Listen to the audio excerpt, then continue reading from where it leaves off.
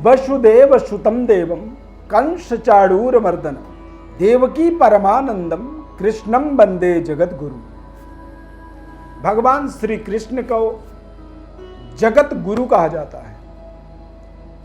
इस चराचर जगत में सभी देवी देवता मनुष्य प्राणी पशु पक्षी सबके वो गुरु हैं। उनका जो जन्मोत्सव होता है कृष्ण जन्माष्टमी, ये हमारे जीवन में बेहद खास महत्व होता है।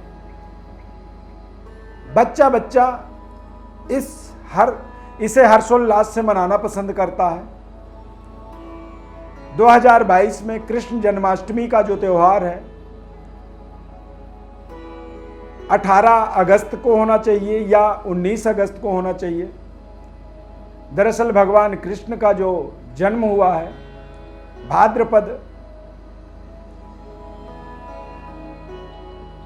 भाद्रपद मास कृष्ण पक्ष अष्टमी तिथि को, और रोहिणी नक्षत्र में भगवान कृष्ण का जन्म हुआ है।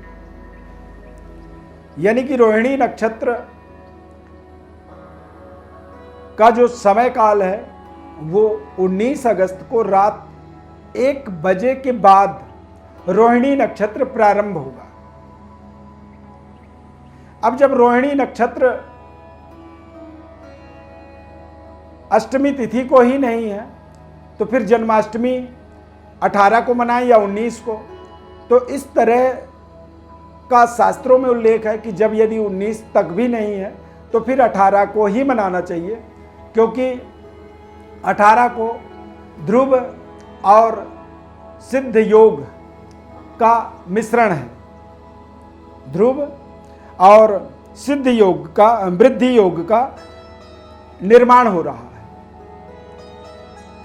और जो तिथि का एक भोग काल इसमें बताया गया है कि 18 अगस्त को 9:20 से ये प्रारंभ होगा अष्टमी तिथि, और ये 19 अगस्त को रात्रि 10:59 तक यानी रात को 11 बजे तक अष्टमी तिथि होगा।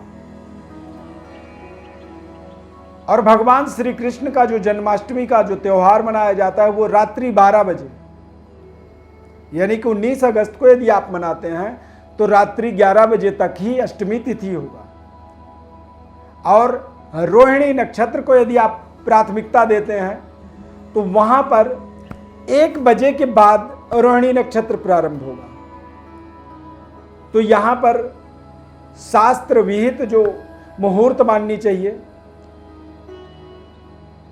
जो भगवान श्री कृष्ण का निशीथ काल पूजन होता है, जन्मकालिक पूजन, वो 18 अगस्त को ही मनाना उत्तम बताया गया है।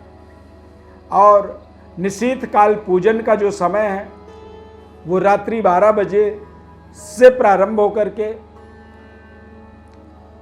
रात्रि 12 बजे के मध्य 44 मिनट का निशीथ काल होता है, अभिजीत मुहूर्त होता है। और भगवान श्री कृष्ण का जो जन्म मनाया जाता है वो अभिजीत मुहूर्त में मनाया जाता है।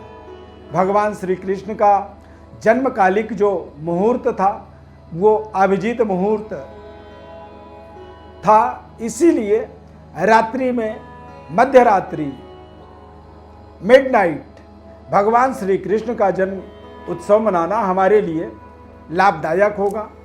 शास्त्रोक्त विधि को यदि देखा जाए तो 18 अगस्त को ही ये महत्वपूर्ण समय होगा जिस दिन भगवान श्री कृष्ण का कृष्ण जन्माष्टमी पूरे दुनिया में मनाया जाएगा। और आप भी अपने अंदर ये कन्फर्म निर्णय कर लें, 18 तारीख का ही आपके जीवन में सर्वोपरि एक विधि उपाय साबित हो सकता है। इसका तरीका, इसकी जो मुहूर्त की एक कन्फर्मेशन है वो आपको 18 तारीख को ही भगवान श्री कृष्ण का जन्माष्टमी मनाने का निर्णय आपको कर लेना चाहिए। भगवान श्री कृष्ण की जन्माष्टमी की अपार कृपा आपके जीवन में बनी रहे और राधा रानी की कृपा आपके जीवन में बने।